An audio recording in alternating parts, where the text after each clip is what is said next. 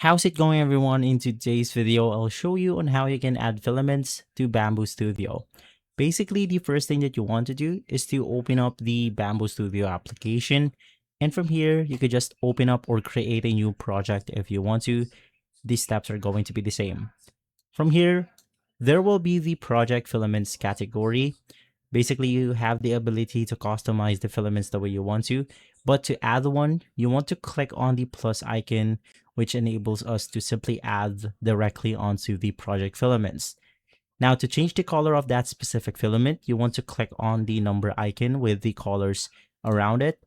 And then let's say that I want to change it to this specific gradient color. Now, if you want to change the filament type, click on this drop down menu, select your filament category, and then basically from there you are good to go. If this video has been helpful, leave a like, subscribe, and follow us for more videos like this. Thanks for watching.